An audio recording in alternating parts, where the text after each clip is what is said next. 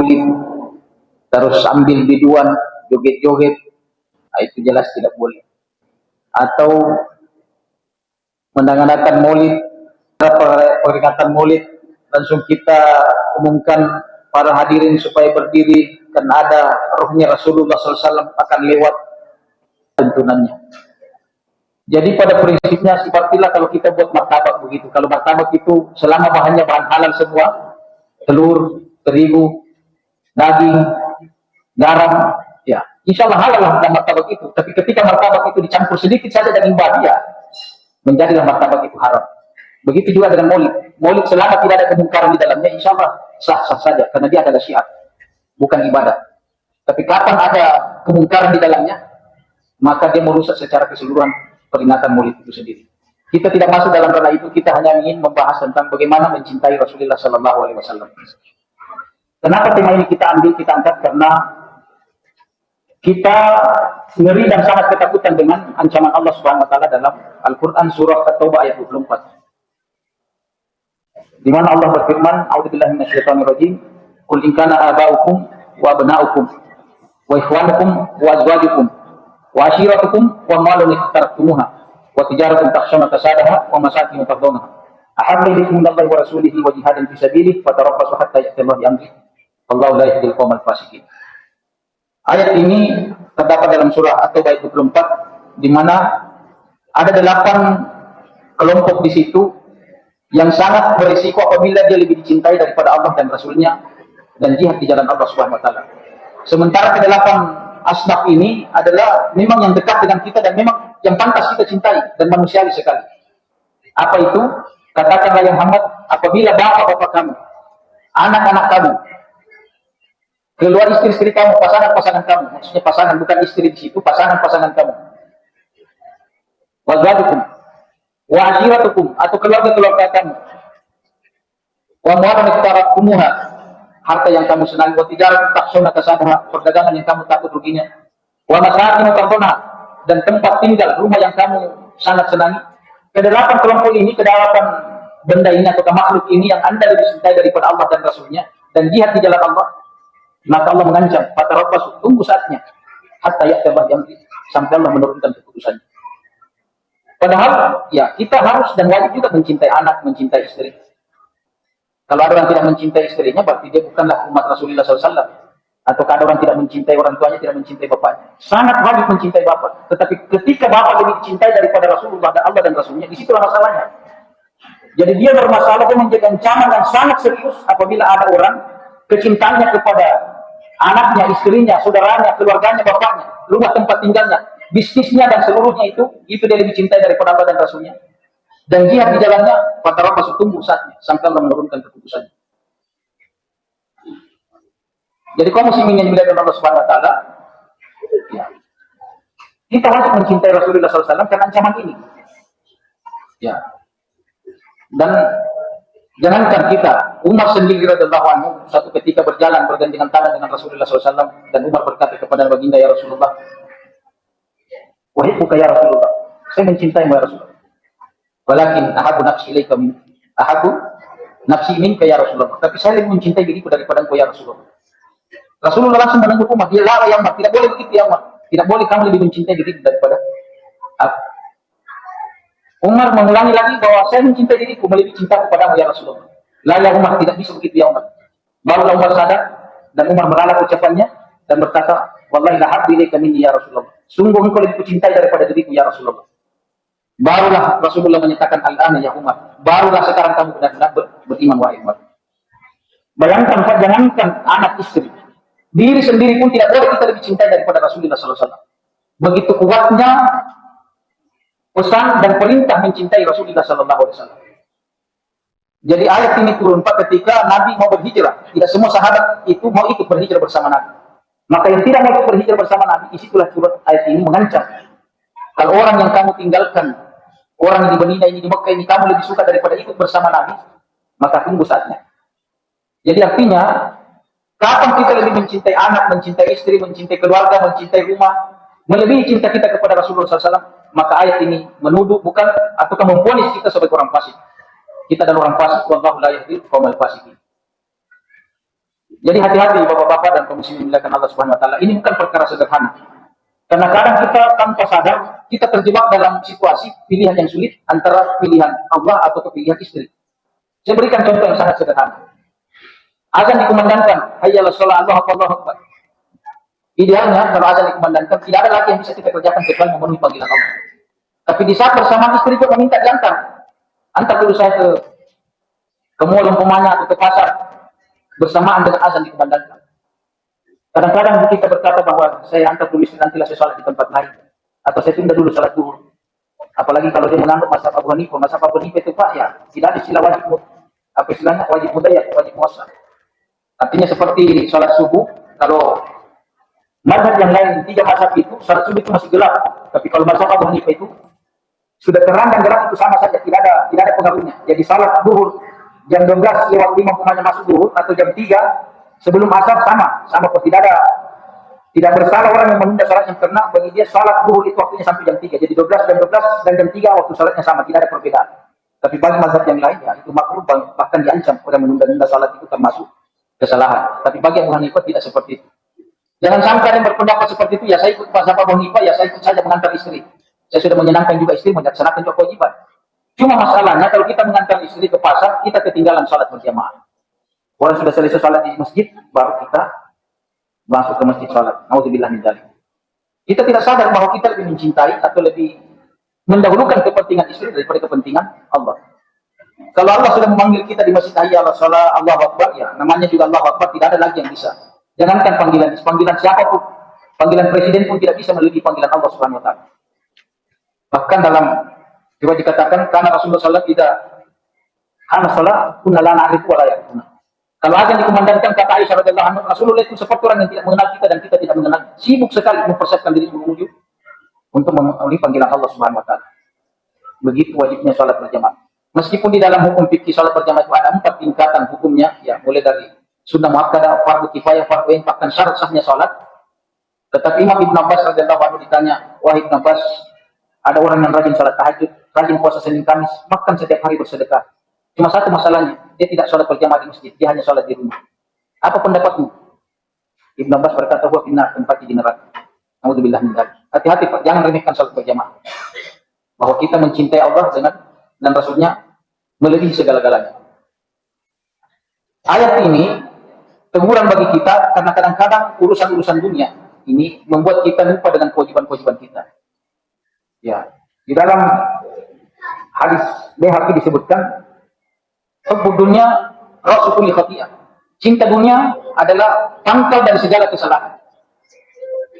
Di dalam hadis yang diriwayatkan oleh Imam Ibnu Daud, Abi Daud juga disebutkan, yusiku an tada'alaikum hukuman kama tada'al bila qas'atiha. Akan datang satu masa kamu umat Islam ini akan diperlukan seperti serigala lapar memperlukan makanan di atas talam. Amin kila tentina yawma ya Rasulullah. Apakah waktu itu kita sedikit? Jumlah kita sedikit ya Rasulullah. Tidak, waktu itu kamu jumlah banyak. Antum katsirun. Walakinnakum gusa isyil. Tetapi kamu seperti buih di atas lautan. Tidak kuat. Kemana ombak berhembus, kemana angin bertiup, ke sanalah kamu mengarah. Tidak ada pegangan. Wala anzalallahu mahabatan min qulubikum. Dan orang-orang kafir ini tidak ada lagi rasa takutnya kepada kaum muslimin. Itu ada dalam hadis Abi Daud. Dan itu yang terasa sekarang ini. Allah mencabut rasa takutnya orang kafir kepada orang Islam. Sekarang orang-orang kafir ini sudah mulai tidak takut kepada orang Islam. Beda di zaman Rasulullah SAW, Pak. Nusirtu birra'bi masyirat syahad. Nusirtu birra'bi masyirat syahad. 1 bulan sebelum perjalanan, kalau kita hitung kira-kira dari di zaman Rasulullah itu kan perjalanannya pakai unta. 1 bulan itu perjalanan kira-kira 1.500 km, ya. Dari Madinah sampai ke Yaman. Kira-kira seperti itu. Karena rata-rata perjalanan darat itu dengan unta itu 50 km per hari. Jadi kalau 1 bulan itu berarti 1.500 kilo. Jadi Rasulullah masih di sini, musuh 1.500 kilo jaraknya musuh dari Rasulullah. Rasa takutnya musuh itu sudah muncul di dalam hatinya. Di zaman Rasulullah itu, pasukan-pasukan Islam apabila berperang, apakah dipimpin oleh Rasulullah atau dipimpin oleh sahabat siapa saja, orang-orang kafir itu sudah takut duluan. 1.500 km sebelum bertemu dengan pasukan Islam sudah ketakutan. Itu di zaman dulu. Tapi sekarang jangankan 1.500 kilo, bahkan sudah berhadapan umat Islam. Orang kafir tidak ada rasa takutnya. Bahkan justru umat Islam yang lebih takut kadang-kadang. Dia cium kepalanya dan segalanya. Nauzubillah min dzalik. Jadi kaum muslimin dimuliakan Allah Subhanahu wa taala, Lalu hadis itu mengatakan, wala yang Allah fi qulubikum madawakum wa sabatul wahd, dan kamu ditimpa penyakit wahan. Apa itu wahan? Hubbud dunya wa karahiyatul maut. Cinta dunia dan takut mati. Kenapa orang takut mati? Ya karena cinta dunia. Jadi kalau ada orang terlalu cinta dunia, insya Allah takut mati. Kita lihat setiap hari ada kematian. Kalau kita umpamanya ada orang masih pagi-pagi masih tertawa, masih olahraga, malam sudah almarhum. Waktu dia keluar pagi-pagi, 1% pun, sedetik pun tidak ada terbetik di hatinya bahwa dia akan meninggal nanti malam. Tidak ada rasa cemasnya sama sekali. Kita juga ini tinggalkan rumah semua merasa aman-aman saja. Tidak ada merasa bahwa kita merasa masih akan hidup sampai besok. Padahal kita tidak tahu siapa di antara kita yang mendahului kita. Mungkin hari ini, malam ini kita masih bersama. Besok pagi, besok kita salat dulu, kita sudah di depan imam, sudah di salat. Tidak ada perasaan cemas sama sekali mempersiapkan kematian itu. Maka hari ini menyatakan Allah Subhanahu Wa Taala cinta dunia dan takut mati. Ini yang berbahaya. 8 aspek ini jangan sampai kita lebih mencintai daripada Rasulullah SAW. Salah seorang sahabat yang bernama Anas radhiyallahu anhu menyampaikan bahwa suatu ketika ada seorang sahabat bertanya kepada Rasulullah SAW, ya Rasulullah, mata saat, kapan terjadinya kiamat itu ya Rasulullah? Rasulullah ini pernah tahu kapan terjadinya kiamat itu, tapi menurut riwayat ilmu itu diangkat kembali oleh Allah Subhanahu Wa Taala sehingga Rasulullah tidak tahu kembali kapan terjadinya kiamat itu. Maka Rasulullah tidak menjawab pertanyaan itu, bahkan beliau menjawab dengan jawab pertanyaan pula. Mada ada telah apa persiapanmu menghadapi hari kiamat itu? Tidak perlu bagi kamu tahu kapan hari kiamat itu, yang perlu kamu tahu bagaimana persiapanmu. Bagus kamu tahu tanda-tandanya, tetapi yang lebih penting lagi dari itu adalah bagaimana persiapanmu menghadapi hari kiamat itu. Maka dia menjawab, Wahibbullah wa Rasulahu sallallahu alaihi wasallam. Saya mencintai Allah dan Rasulnya. Tidak ada persiapan saya kecuali hanya mencintai Allah dan Rasulnya. Maka Nabi melanjutkan mengatakan, Anta wa man ahbabta. Kamu akan dibangkitkan bersama siapa yang kamu cintai. Mendengarkan ucapan itu, Anas berkata, saya belum pernah segembira. Saya sering bergembira, tapi belum pernah segembira itu mendengarkan Rasulullah mengatakan, kamu akan bersama orang yang kamu cintai. Kenapa? Karena kata Anas bin Malik, saya mencintai Allah, saya mencintai Rasul, saya mencintai Abu Bakar, saya mencintai semua orang yang dicintai oleh Allah, saya cintai. Maka apabila itu terjadi, maka insya Allah di akhirat saya pun akan bersama mereka. Maka itulah kebahagiaan yang terbesar bagi saya ketika di akhirat nanti saya dibangkitkan bersama Rasulullah Sallallahu Alaihi Wasallam. Maka dalam hadis yang lain disebutkan, yuhsyarul mar'u ma khalilihi falyanzur ila man khalil. Orang akan dibangkitkan bersama orang yang dia cintai, maka hati-hatilah memilih siapa orang yang dia cintai. Orang akan dibangkitkan bersama idolanya masing-masing, maka selektiflah memilih siapa idola kita masing-masing. Kalau idola kita Soekarno, ya kita akan dibangkitkan bersama Soekarno. Kalau idola kita Jokowi, kita akan dibangkitkan bersama Jokowi. Idola kita Prabowo, ya siapa Prabowo, siapa idola kita, itulah yang kita akan dibangkitkan bersama mereka. Kalau idola kita Abu Bakar, kita akan dibangkitkan bersama Abu Bakar. Idola kita Usama bin Laden, Ismail Haniyah, kita akan dibangkitkan siapa yang kita idolakan. Maka hati-hati memilih idola. Jangan sampai kita umat Islam ini, ya naudzubillah min dzalik, idola kita orang-orang kafir atau orang-orang yang dimurkai oleh Allah Subhanahu Wa Taala. Maka pilihlah teman yang baik-baik di masjid ini. Banyak orang-orang saleh, pilihlah orang-orang yang baik agar kita cintai mereka. Jadi ini yang pertama hari yang dimuliakan Allah Subhanahu Wa Taala.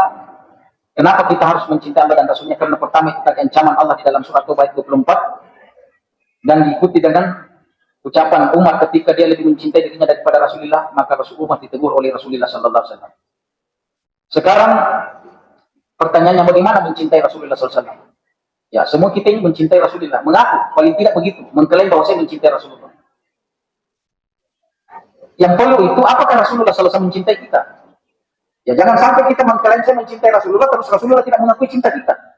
Seperti dalam legenda itu ada hikayat seorang perempuan yang sangat cantik namanya Lela. Saking cantiknya Lela itu, semua orang mengaku bahwa dia yang mencintai Lela. Maka saking cantiknya itu Lela, jangankan Lela, kucingnya pun Lela menjadi idola.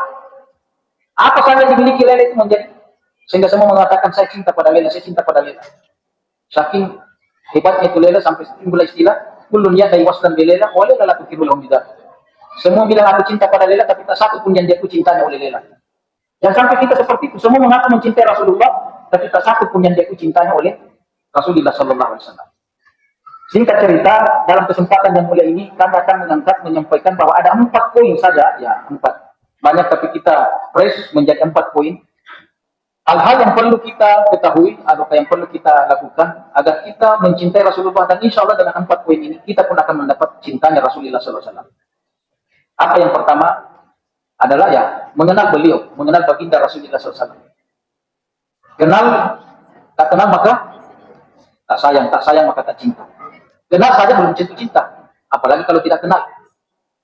Ya, semua mengenal Rasulullah SAW, tapi apakah Rasulullah SAW mengenal kita? Kalau sekedar pengakuan ya gampang sekali kita mengaku. Tetapi apakah pengakuan kita ini diakui oleh Allah Subhanahu Wa Taala dan Rasulnya? Disitulah persoalannya. Maka yang pertama kita harus mengenal sosok Rasulullah SAW. Dalam hal ini Rasulullah SAW itu ada 3 yang pada dirinya yang kita harus kenal. Yang pertama suratuhu, yang kedua siratuhu, yang ketiga sariruhu. Apa itu suratuhu? Suratuhu itu fisiknya, bentuknya. Bagaimana banyaknya Rasulullah, bagaimana kulitnya, bagaimana matanya. Itu sudah ada dalam kitab-kitab. Sudah ada dalam hadis-hadis, sudah lengkap.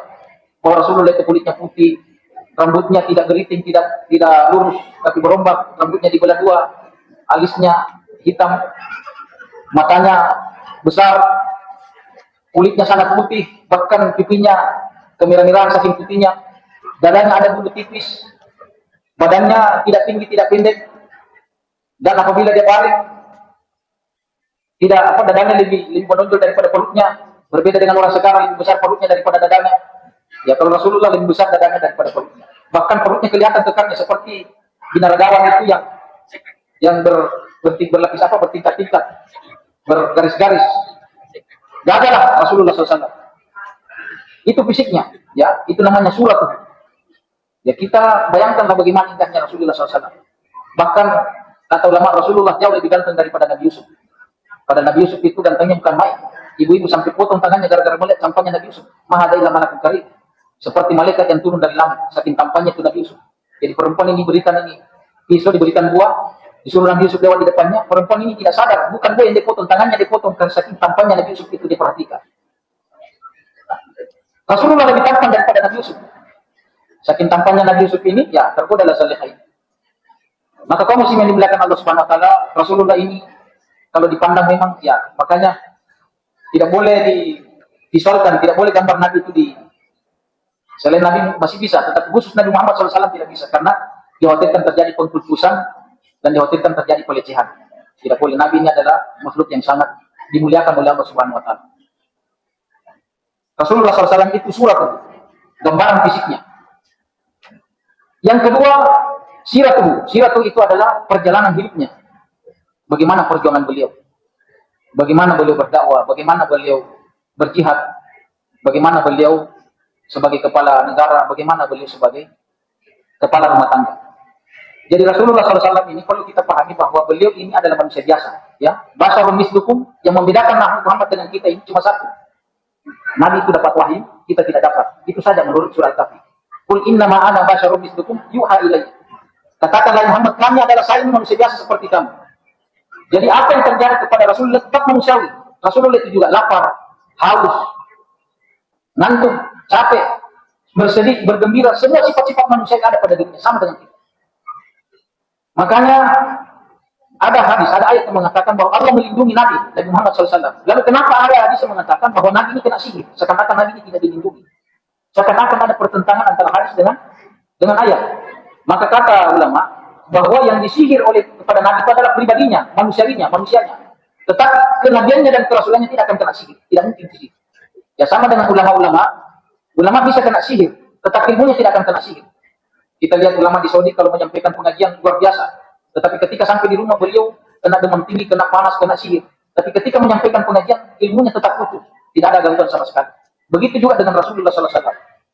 Jadi dia sebagai Rasul, sebagai Nabi tidak mungkin kena gangguan dari manusia. Tapi dia sebagai manusia biasa tetap bisa bermasalah, bisa sakit. Dalam perang Uhud, Nabi berdarah-darah, dia punya muka gara-gara kena tombak, kena sabetan pedang di perang Uhud. Nabi luka di perang Uhud. Nabi kelaparan, Nabi haus dan seterusnya. Tetapi hari ini dimuliakan Allah Subhanahu Wa Taala, Nabi ini sudah dibekali dengan apa? Hatinya sudah dibersihkan sudah dicuci air zam-zam waktu dia masih kecil, sehingga dia tidak akan tergoda lagi dengan duniawi. Salah satu hikmah Isra Mi'raj itu kata ulama, Nabi diperjalankan dari Masjidil Haram ke Masjid Aqsa ke Sidratul Muntaha, dan dalam perjalanan Isra Mi'raj itu Nabi diperlihatkan surga dan neraka. Jadi Nabi itu sudah pernah melihat surga dengan matanya, sehingga diyakini bahwa Nabi tidak akan tergoda lagi dengan dunia. Itu salah satu hikmah daripada Isra Mi'raj. Apapun godaan dunia itu, Nabi tidak akan tergoda.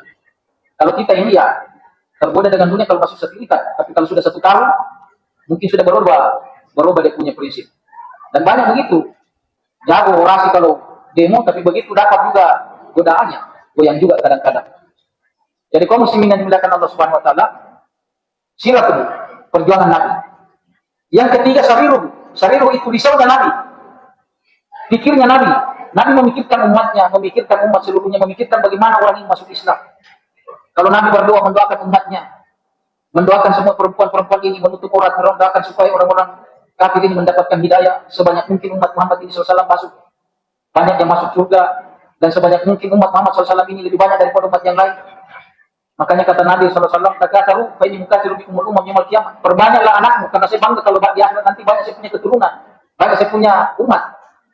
Makanya dalam hadis itu, "Tazawwajul wadud fa inni mukatsirun bikum al-umam yaumil qiyamah." Kalau kamu menikahkan anak laki-lakimu, carilah wanita, carilah calon menantu perempuan yang romantis dan subur, yang bisa melahirkan anak yang banyak. Bahkan kata ulama, lebih baik dia hitam, tapi banyak anaknya daripada putih tidak punya anak. Seperti pendiri Cina, Xi Jinping itu, mengatakan kita tidak tertarik dengan bulunya kucing. Yang kita perlukan adalah bagaimana kucing bisa menangkap tikus sebanyak-banyaknya. Begitu juga dengan perempuan, yang penting banyak anaknya. Biar jelek banyak anak, itu lebih baik daripada cantik tidak punya anak. Karena yang diperlukan keluarga itu anak, kata Rasulullah SAW.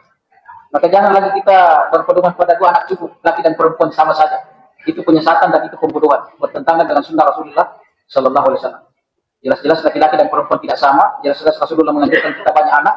Jadi jangan lagi kita mengurangi anak. Kalau bisa perbanyak anak. Itu sariruh, ya. Pikirnya Rasulullah Sallallahu Alaihi Wasallam. Jadi kita mencintai Rasulullah, mengenal dengan baik bahwa Rasulullah ini bukan sekedar nabi, tetapi beliau juga politisi yang sangat unggul, beliau juga panglima perang yang sangat hebat, beliau juga suami yang sangat penyayang sama istrinya. Kalau kita melihat bagaimana kisah Rasulullah SAW, akhlak Rasulullah SAW, suatu ketika Rasulullah SAW didatangi orang miskin membawa hadiah, satu mangkuk-mangkuk kecil begitu anggur, dihadiahkan kepada Rasulullah, ini hadiah demi cinta kepada Rasulullah. Rasulullah tersenyum menerima, lalu beliau mencicipi anggur itu. Dia cicipi sampai habis dan Rasulullah tersenyum memakan buah anggur itu. Kebiasaan Rasulullah, kalau ada makanan pasti dia bagi kepada teman-temannya. Bahkan kadang-kadang di dalam rumah dia bawa keluar memanggil temannya untuk makan bersama. Sebaliknya kita kadang-kadang kalau ada makanan kita bawa ke rumah, masuk, ditutup pintu, bermakan sendiri di rumah. Itu bertentangan dengan sunnah. Kalau Nabi Ibrahim itu, Nabi Musa dan Nabi-Nabi kalau makan disuruh dia buka pintunya. Kalau ada orang lewat dipanggil masuk, mari masuk makan bersama. Kalau kita kan kadang-kadang kalau tutup pintu kita mau makan dulu. Itu sebaliknya orang sekarang dengan Nabi-Nabi. Jadi Rasulullah menikmati anggur itu sampai habis. Lalu sahabat bertanya, kok tumben begini yang tidak seperti ini biasanya ya Rasulullah? Kenapa anggur itu kamu tidak bagi? Kami sudah menunggu. Apa jawaban Rasulullah tidak pernah kita duga? Bahwa anggur yang dibiarkan tadi orang itu rasanya tidak manis, kecut. Saya khawatir kalau saya berikan kepada kamu, kamu akan mencela dan hilanglah kebahagiaan orang miskin tadi. Karena orang miskin tadi betapa gembiranya melihat saya makan itu anggur. Sangat bahagia dia puas sekali. Padahal dia tidak tahu bahwa Rasulullah melawan rasa kecutnya itu anggur demi menenangkan, membahagiakan orang miskin tersebut. Bahkan dia tidak bagi kepada sahabatnya. Kalau kita mungkin baru satu kita makan, dia ambil semua ini. Saya sudah tidak ambil. Kalau Rasulullah tidak begitu, dia korbankan dirinya, rasa kecutnya dia nikmati sendiri demi membahagiakan orang miskin tersebut. Karena kalau dia bagi kepada sahabatnya dia akan yakin bahwa pasti akan mencela makanan. Begitulah akhlak Rasulullah SAW. Luar biasanya hadirin yang dimuliakan Allah Subhanahu Wa Taala. Rasulullah sebagai suami tidak pernah membentak-bentak istrinya, selalu lembut berbicara kepada istrinya. Suatu ketika Aisyah radhiyallahu anha berteriak-teriak, suaranya besar, dan di saat itu Abu Bakar ada di rumah itu. Maka naiklah emosi Abu Bakar, langsung mendatangi Aisyah dan memukul Aisyah saking emosinya. Kenapa suaramu lebih besar daripada Rasulullah SAW? Rasulullah langsung lompat menahan Abu Bakar karena dia tidak mau ada tangan menyentuh istrinya. Begitu hati-hatinya Rasul, begitu sayangnya Rasulullah SAW kepada istrinya. Ya kita ini kadang-kadang dengan tangan kepada istri, mungkin tidak dengan tangan tapi dengan kata-kata yang kadang-kadang kata-kata itu lebih tajam daripada pedang. Kita kata-kata istri yang kadang-kadang ucapan yang menyakitkan hati. Rasulullah tidak seperti itu. Kata Rasulullah, khairukum li ahlihi wa ana khairukum li ahli. Orang yang terbaik dan terutama dan orang yang paling baik akhlaknya kepada istrinya, dan saya orang yang terbaik akhlaknya kepada istri. Jadi bapak-bapak yang suka marah-marah sama istrinya ya, banyak-banyaklah belajar kepada Rasulullah SAW. Memang kita sadari bahwa tidak ada manusia itu tambah cantik, itu sudah pasti. Pasti tambah keriput. Sehebat apapun dia memoles, skincare apa dia pakai segala-galanya. tetap saja begitu. Tetapi idealnya perempuan itu atau kaum manusia secara umum makin tua makin berakhlak, makin lembut, makin murah senyum. Jangan sampai sudah tambah tua tambah suka juga marah-marah, tambah tua tambah kikir, tambah tua tambah aduh, sudah sempurna, sudah jelek mukanya tambah suka lagi marah-marah. Dan orang yang seperti ini kata Rasulullah bukan orang tua, tapi orang lama namanya. Cuma lama hidup di dunia, bukan orang tua. Jadi orang tua itu Pak, makin tua makin umurnya makin bertambah, tapi makin bagus akhlaknya, makin rajin ke masjid, makin lembut, makin murah senyum. Itu namanya orang tua. Tapi kalau ada orang sudah putih rambutnya sudah berumur tinggi, tapi akhlaknya tidak berubah, itu namanya orang lama. Kebetulan aja lama hidup di muka bumi. Jadi bedakan kita antara orang tua dengan orang lama. Jangan sampai kita ini sudah lama hidup di dunia tapi tidak ada perubahan. Orang tambah tua tambah hati-hati, tambah mempersiapkan diri menghadapi kematian. Jadi itu yang pertama, mengenal sosok Rasulullah Sallallahu Alaihi Wasallam. Yang kedua, banyak bersalawat kepada baginda Rasulullah Sallallahu Alaihi Wasallam. Sebagaimana kita ketahui bahwa salawat itu memberikan banyak keuntungan. Di antaranya yang pertama adalah bersalawat itu menjalankan perintah Allah Subhanahu Wa Taala. Bahkan Imam Ibnu Qayyim al-Jauziyah menyebutkan 15 keutamaan itu bersalawat kepada baginda Rasulullah Sallallahu Alaihi Wasallam. Di antaranya pertama menjalankan perintah Allah. Yang kedua, orang yang bersalawat kepada Nabi akan mendapatkan 10 salawat dari Allah Subhanahu Wa Taala. Man sholli wahidan sallallahu bihi asyar. Siapa yang bersalawat kepada aku 1 kali, maka Allah akan bersalawat kepadanya 10 kali. Orang yang bersalawat kepada Nabi akan mendapatkan syafaat dari baginda Rasulullah SAW. Orang yang banyak bersalawat kepada Nabi akan dimudahkan urusannya. Orang yang banyak bersalawat kepada Nabi akan dikabulkan doanya. Orang yang banyak bersalawat kepada Nabi akan diberikan 10 kebaikan. Dan banyak sekali keutamaan-keutamaan yang lain. Maka jangan menghenti kita bersalawat Allahumma shalli ala Muhammad. Sedikit-sedikit kita bersalawat. Bahkan Rasulullah SAW bersabda, al-bakhilu man dzukirtu indahu wa lam yusalli alaihi. Orang yang kikir adalah orang yang namaku disebut dan dia tidak mau bersalawat kepada aku. Bersalawat. Bahkan sebelum dan sesudah kita menutup doa, kita ucapkan banyak bersalawat kepada baginda Rasulullah SAW. Dan jangan sampai kita menyebut Nabi Muhammad tidak bersalawat kepadanya. Ataukah kita mendengarkan Nabi Muhammad disebut namanya tidak bersalawat. Itu adalah bukti bahwa kita tidak mencintai baginda. Maka orang yang banyak bersalawat insya Allah akan mendapatkan syafaat dari baginda Rasulullah Sallallahu Alaihi Wasallam. Yang ketiga, saat kita ini dicintai dan mencintai Rasulullah SAW, apa itu ihya sunnah, menghidupkan sunnah baginda Rasulullah SAW. Ya, sunnah itu kalau menurut pengertian fikih perintah yang tidak wajib, di bawahnya wajib. Artinya perintah tetapi tidak diancam orang yang meninggalkannya. Itu pengertian umum. Tetapi sebenarnya definisi yang benar itu tentang sunnah adalah dikerjakan beruntung, ditinggalkan rugi. Itu yang benar. Jangan bilang dikerjakan dapat pahala, ditinggalkan tidak berdosa.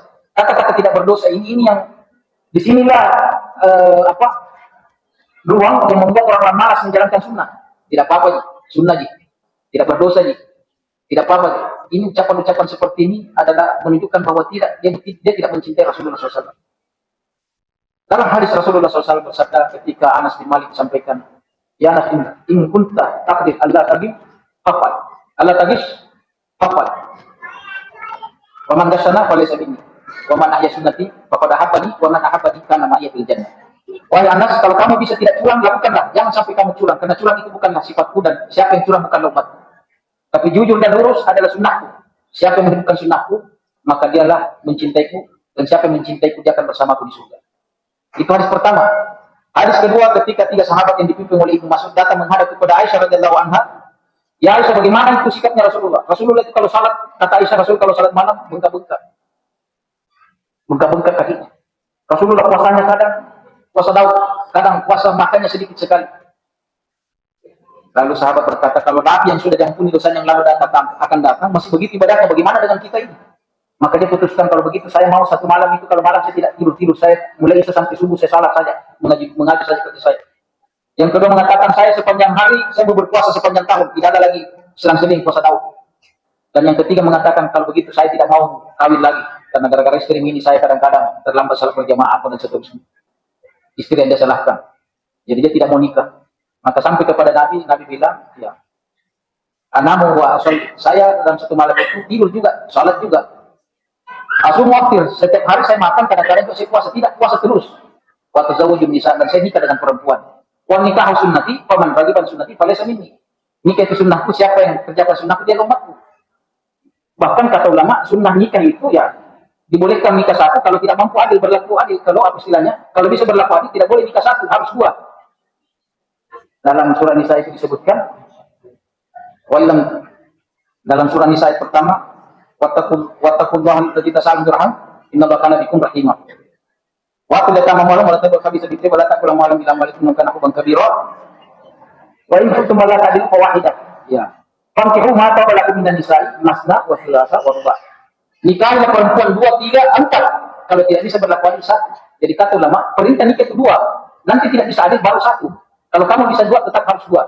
Kalau bisa adil maksudnya. Kalau bisa adil tetap diperintahkan 2. Nah, orang-orang yang apa istilahnya Persian menghadapi sunnah, dia hanya fokus pada sunnah nikah. Sunnah nikah yang dia mau perdagang, dia baca ayat tentang nikah. Sunnah poligami yang banyak dia. Setiap dia bahas ketemu warung kopi bagaimana menyukai sunnah Rasul. Tapi cuma sunnah nikah yang dia menghidupkan. Sunnah jihad, sunnah dakwah, sunnah yang lain dia malas. Nah, ini namanya seperti menyapu cari yang putar-putar saja yang jana. Ya, memang sunnah yang paling nikmat itu, yang paling lezat itu cuma nikah dibanding sunnah jihad. Tapi ketahuilah bahwa Nabi itu sunnahnya banyak, bukan cuma nikah. Jangan sampai kita diskriminatif terhadap sunnah. Ya. Itu perlu kita luruskan. Hadirin yang dimuliakan Allah Subhanahu Wa Taala. Jadi Rasulullah SAW ini punya sunnah. Sunnah dikerjakan, kebaikan ditinggalkan, rugi. Rugi orang kalau tidak sholat sunnah. Rugi orang kalau tidak tahajud. Rugi orang kalau tidak baca Quran. Itu pasti rugi. Jangan bilang tidak apa-apa. Kata-kata tidak apa-apa atau tidak berdosa di sinilah membuat orang-orang malas. Pada sebenarnya kalau dia sadar bahwa dia rugi, maka dia akan rajin baca Quran. Kaum muslimin dimuliakan Allah Subhanahu Wa Taala. Kalau kita lihat kehidupan Rasulullah SAW, kalau kita visualkan itu pada rumahnya, kita menangis melihat betapa sederhananya rumah Rasulullah SAW. Kamarnya sangat sempit. Kalau saya mau katakan bapak yang paling sederhana rumahnya di sini, rumah kamar pembantunya masih lebih baik daripada kamarnya Rasulullah SAW. Menangis kita kalau melihat rumahnya baginda Rasulullah SAW. Tapi apa yang terjadi? Rasulullah SAW selalu mengatakan baiti jannah, rumahku adalah surga. Apa artinya? Bahwa yang membuat rumah itu surga bukan fasilitasnya, tetapi suasananya. Kenapa? Karena di dalam rumah Rasulullah SAW itu adalah hidup suasana agama, hidup zikir, hidup bacaan Quran, hidup nasihat, hidup cinta suami istri. Maka di sana lah terjadi surga. Sekarang kita tanya, ada orang kaya datang ke warung kopi, kenapa orang minum kopi? Tidak ada kopi di rumah, bilang ada. Kenapa di warung kopi? Kenapa warkop terus? Bukan di rumah kopi. Lah, rumah seperti neraka. Ada harimau selalu menerkam setiap hari. Kenapa? Karena bertengkar setiap hari dengan sendiri. Tidak ada suasana agama. Selalu pertengkaran, tidak ada bacaan Quran. Yang ada hanya suara musik, yang hanya gosip, yang hanya nonton televisi sepanjang malam. Auzubillah min dzalik. Maka kalau kita mau merasakan rumah kita seperti rumahnya Nabi, baiti jannati rumah pada surga, hidupkanlah sunnah-sunnah Rasulullah SAW. Dan Rasulullah SAW itu sunnahnya, ya, semua. Bagaimana kita tidur, bagaimana kita makan, bagaimana kita keluar masuk WC, bagaimana kita berpakaian, ada semua doanya. Allahumma, ketika kita bercermin, ada doanya. Tapi minimal yang kita baca sebelum melakukan sesuatu adalah Bismillahirrahmanirrahim. Man ahya sunnati faqad ahabbani. Siapa yang menghidupkan sunnahku, maka dia mencintaiku. Dan siapa yang mencintai kata Nabi, dia akan bersamaku di surga nanti. Dalam hadis yang lain disebutkan, man ahya sunnati inda fasadi mati falahu ajrun syahid. Siapa yang menghidupkan sunnahku di satu sunnah, orang meninggalkan sunnahku, maka dia akan mendapatkan pahala syahid. Nah, kita lihat sekarang bapak-bapak di mahal Allah Subhanahu Wa Taala, orang cenderung meninggalkan sunnah. Ya. Kemana sunnah sehari-hari saja kita ke masjid. Sunnahnya itu kita berwudu di rumah, baru ke masjid. Jangan berwudu di masjid. Masjid itu disiapkan tempat wudu orang yang batal wudunya. Jangan dari rumah direncanakan berwudu di masjid.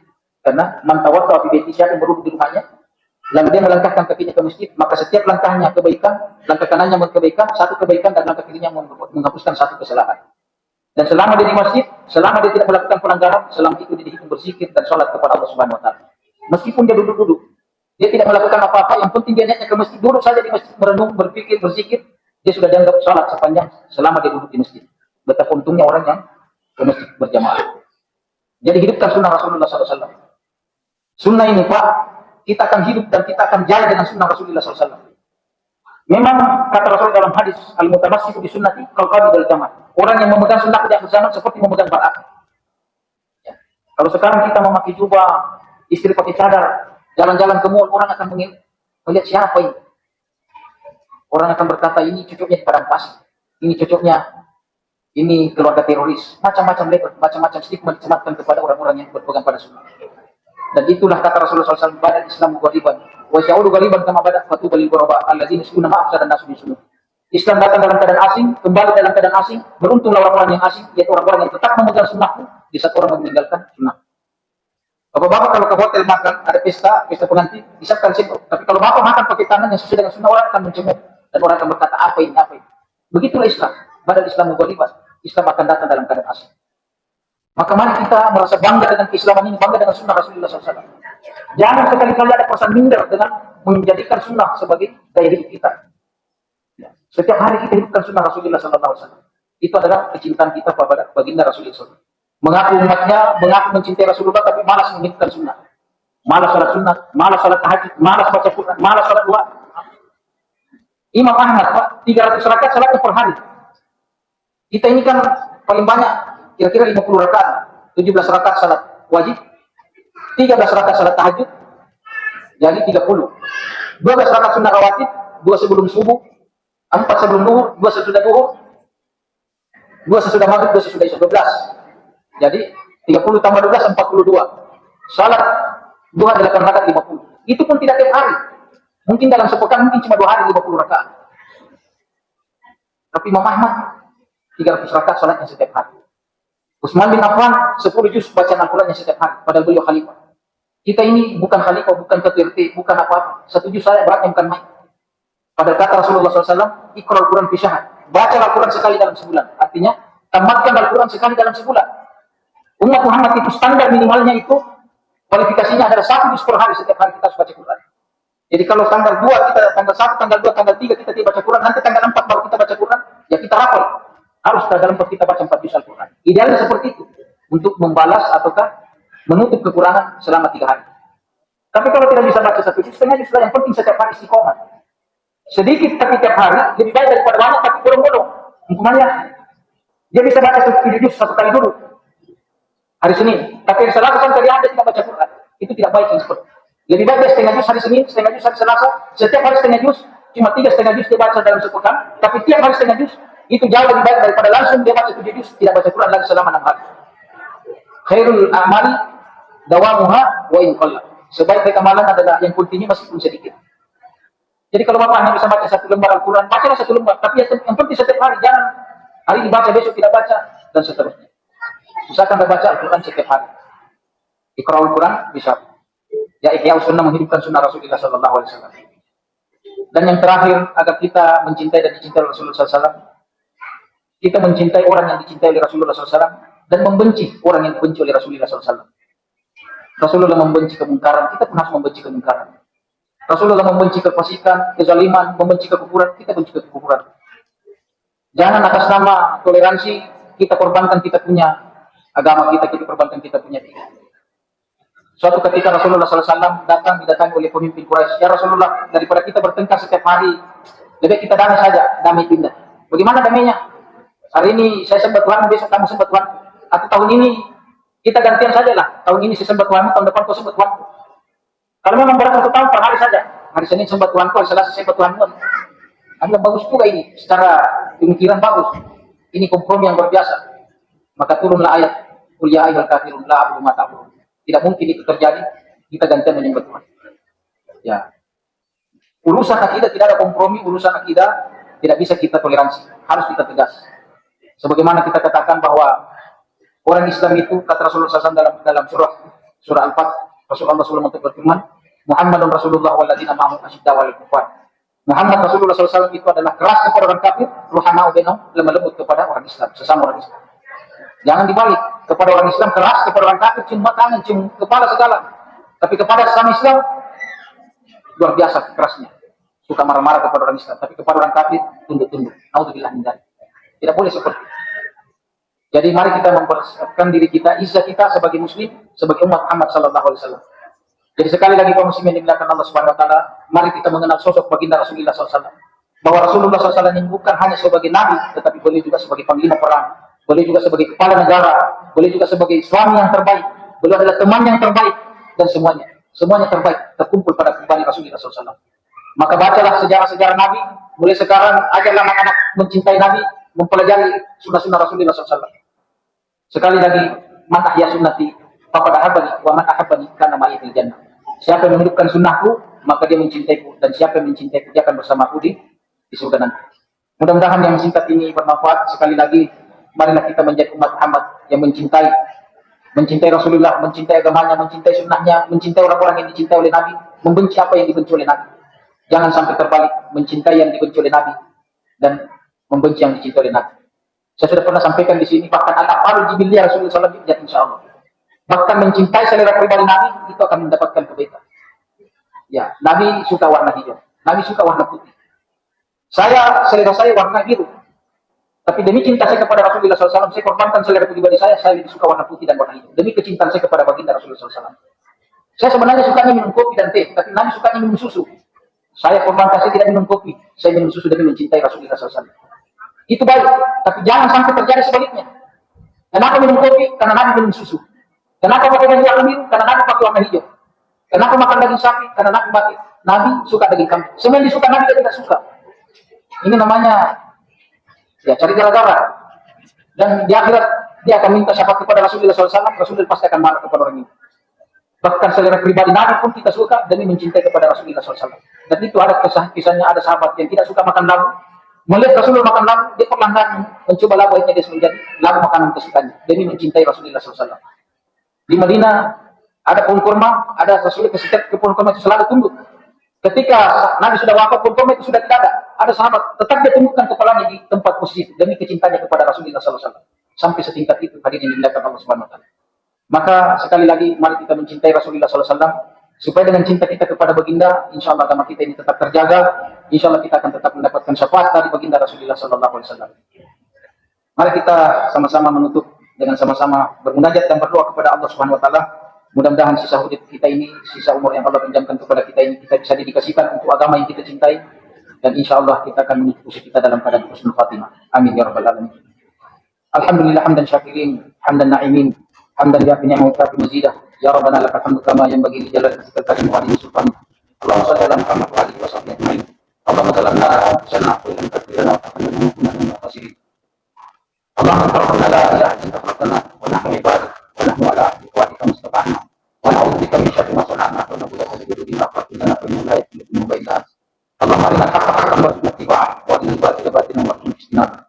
اللهم اقسم لنا من خشيتك ما تحول به بيننا وبين معصيتك ومن طاعتك ما تبلغنا به جنتك ومن اليقين ما تهون به علينا مصائب الدنيا ومتعنا اللهم باسماعنا وابصارنا وقواتنا ابدا ما احييتنا واجعل ثارنا على من عادانا وانصرنا على من ظلمنا واجعل الوارث منا ولا تجعل مصيبتنا في ديننا ولا تجعل الدنيا اكبر همنا ولا مبلغ علمنا ولا الى النار مصيرنا ولا تسلط علينا بذنوبنا من لا يخافك ولا يرحمنا برحمتك يا ارحم الراحمين. اللهم اعز الاسلام والمسلمين واهلك الكفرة والظالمين ودمر اعداءك الاعداء. اللهم الف بين قلوب المؤمنين والمسلمين انك نعم المولى ونعم النصير. اللهم انصر من نصر دينك واجعلنا من الناصرين. اللهم انصر اخواننا المظلومين المستضعفين في فلسطين. اللهم انصرهم على عدوهم. اللهم ثبت اقدامهم. اللهم تقبل شهداءهم. اللهم اشف مرضاهم. اللهم سدد رميهم انك نعم المولى ونعم النصير. اللهم عليك باليهود الغاصبين الظالمين. اللهم عليك بهم. اللهم شتت شملهم وفرق جمعهم. اللهم مزقهم كل ممزق يا عزيز يا غفار يا قهار يا رب العالمين. ربنا آتنا في الدنيا حسنة وفي الآخرة حسنة وقنا عذاب النار. ربنا تقبل منا إنك أنت السميع العليم وتب علينا إنك أنت التواب الرحيم. وصلى الله على سيدنا محمد وآخر دعوانا عن الحمد لله رب العالمين. سبحانك اللهم وبحمدك أشهد أن لا إله إلا أنت أستغفرك وأتوب إليك. والسلام عليكم ورحمة الله وبركاته. مرحبا يا